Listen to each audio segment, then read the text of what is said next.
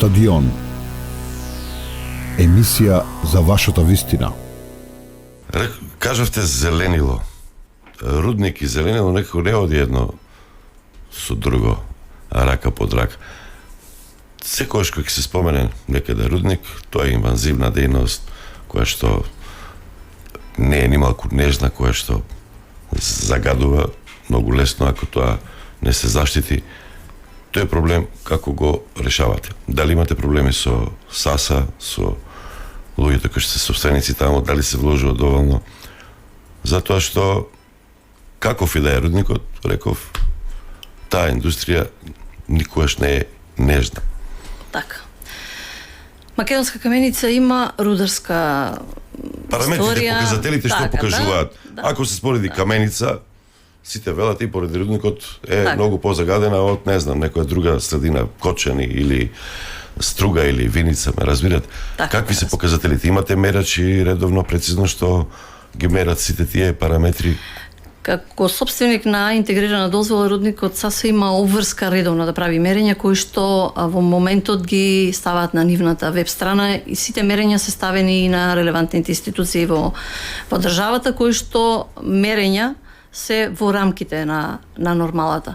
Вие знаете дека пред известно време се случи хаварија, која што е еден од ризиците кога во ваша близина постои рудник таков како што е рудник САСА.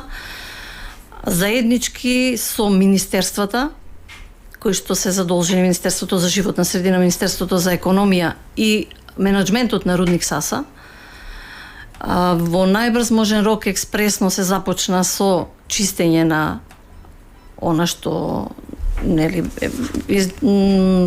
јаловината која што се излеа и во моментот се постигнати одлични резултати околу чистењето на самата река, се рекултивира целокупното течение на реката, дури овој пат рудник САСА вложи доста повеќе во рекултивација и на оние зони кои што не беа зафатени.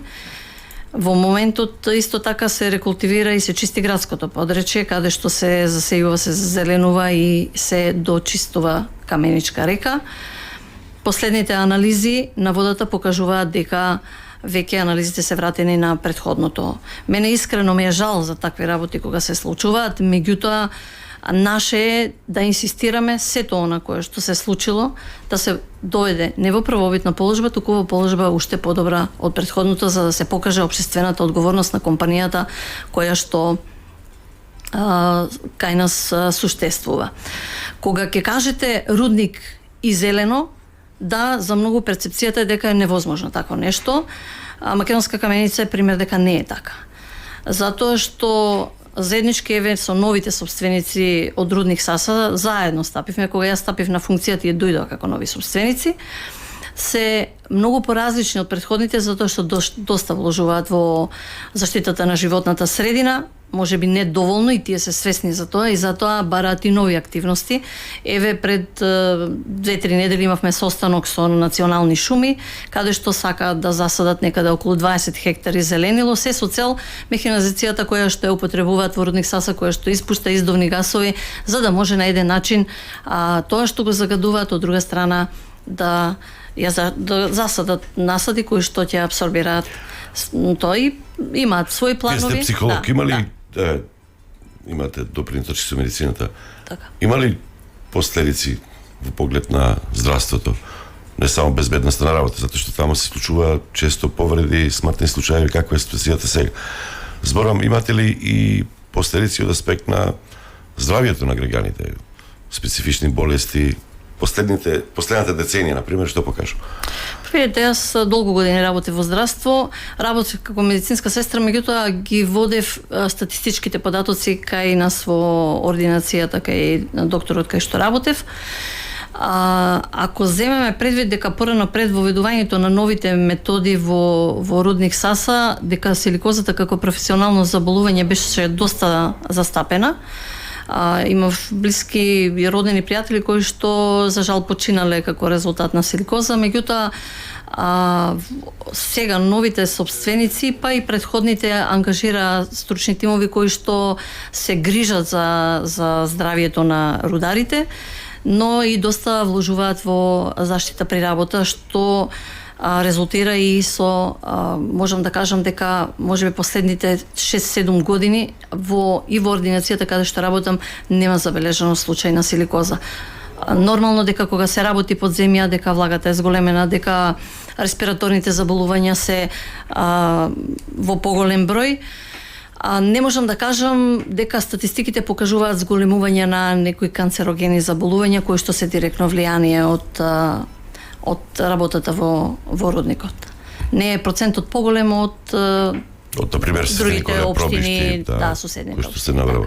Транспортот јавен превоз. Да, јавниот превоз е како проблем се поставува и како прашање на Советот, го поставуваат и граѓаните секојдневно, е голем проблем.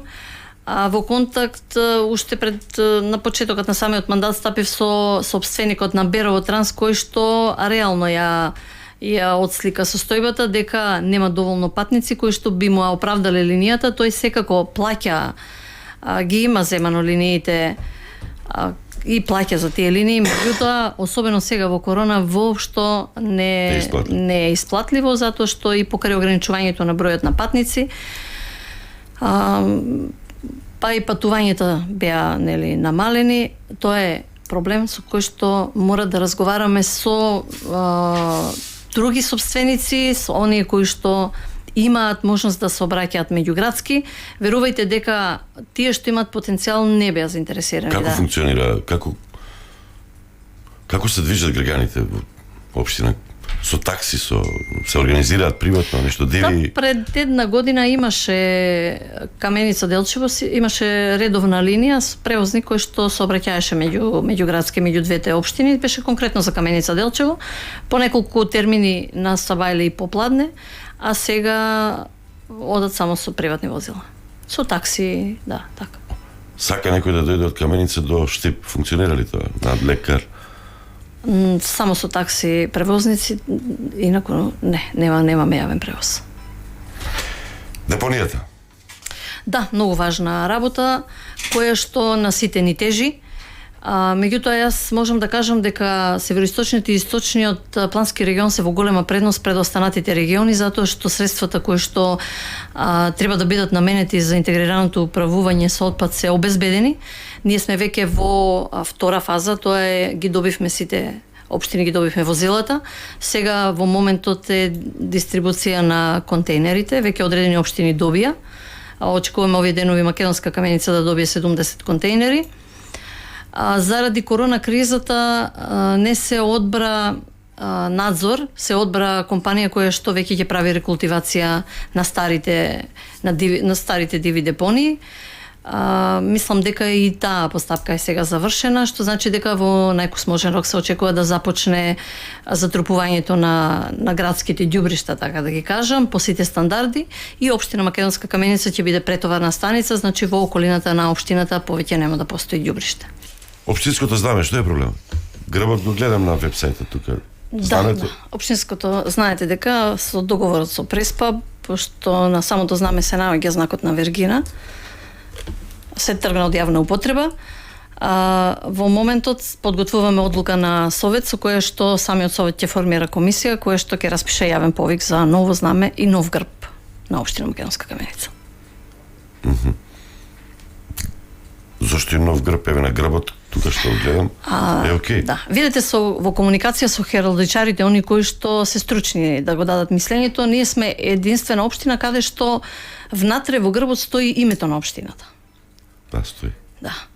И дека таму се наоѓа еден знак кој што во моментот го користи, ако не се лажам, СМ, кој што е еднаков, или не знам точно. Затоа што се она што планираме да го правиме како локална власт, најпрвен се консултираме со стручната јавност.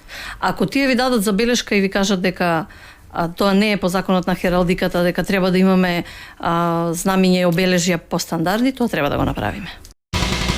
Стадион. Емисија за вашата вистина.